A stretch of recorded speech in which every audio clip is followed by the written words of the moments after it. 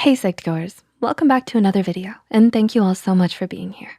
With your help and support, we're able to succeed in our mission to make mental health and psychology more accessible to everyone. So thanks again. Before we begin, we would like to make a disclaimer that this video is for informative purposes only. It is not intended to treat or diagnose any condition. If you're struggling, please reach out to a qualified mental health professional. With that said, let's continue. Depression can affect anyone, regardless of their age, which means it can also affect children and adolescents. Statistics show that about 3% of children between the ages of 3 to 17 deal with depression. However, the percentage tends to be higher in children older than 13. In the US alone, an estimated 3.2 million children and adolescents have had at least one major depressive episode, and 31.9% have had an anxiety episode. The causes of childhood depression can vary, but some are family history, bullying, environment, or family problems, physical illness, or stress. Despite common perception, children do experience stress, which can invariably, if left untreated, cause depression. Unlike in adults, depression in children presents itself differently. Symptoms vary from irritability to low energy.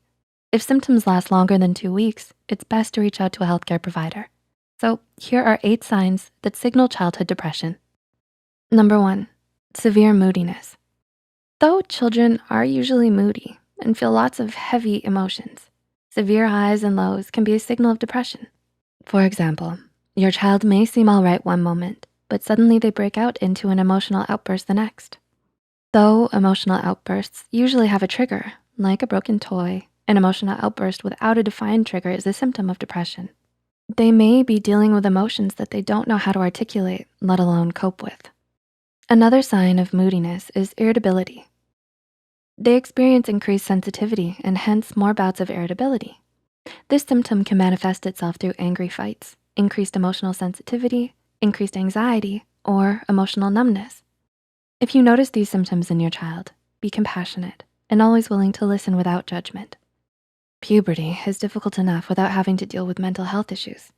Number 2, low energy. A hallmark symptom of depression is low energy.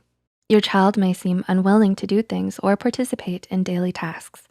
They exhibit lethargy or extreme fatigue. Though this symptom is commonly interpreted as anemia, especially in children, it can also be depression.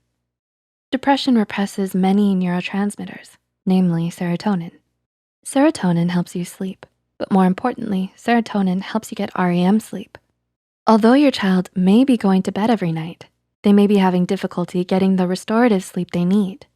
Though for us adults, sleep aids like melatonin or sleeping pills help, it's best to keep these substances away from children.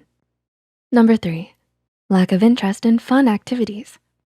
Depression robs you of any joy or happiness. It sucks the color out of life, creating a now gray world in their eyes. If you notice that your child experiences a lack of interest, please talk to them. Let them know that you're willing to listen without judgment. If they're willing to speak to you, suggest help from children and young people's mental health service specialists. Number 4, change in eating habits. As a cause of lack of interest and poor sleep, children can also experience changes in their eating habits. Changes in eating and sleeping habits are telltale signs of depression, regardless of age.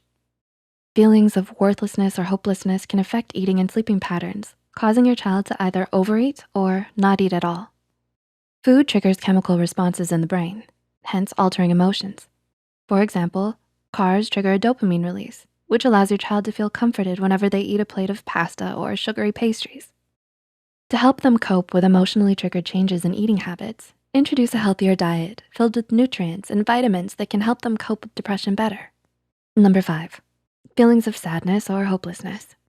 Depression is a mood disorder. It almost acts like the Death Eaters in Azkaban prison. Depression can drain you of all of your will and gumption. It can make a child feel hopeless and worthless. At times, it can instill feelings of guilt. Number 6, behavioral problems at school. As a result of the other symptoms, they can exhibit behavioral problems at school. This sign is more of an indirect byproduct of internal turmoil and general irritability. They may end up starting fights at school or be talking back. Behavioral problems, especially at school, can be inconvenient and irksome to deal with. However, if you suspect that their lashing out is connected to depression, Try to be compassionate. They may be reluctant to talk about it, but let them know that you're willing and ready to listen to them when they're ready to talk.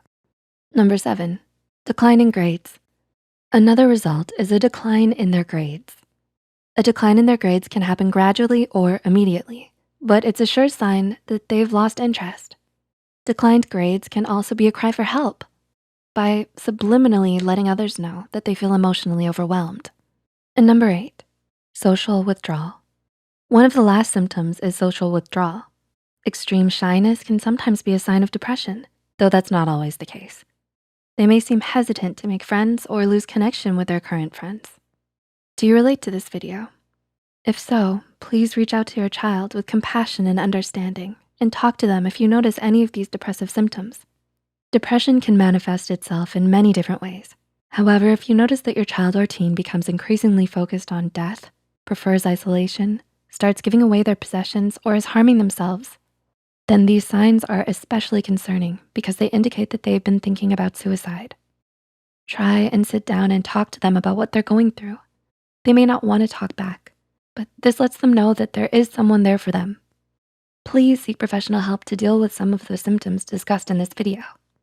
We'll also include the suicidal hotline in the description below. Don't forget to like and share this video if it helped you and you think it could help someone else too. The studies and references used are listed in the description below.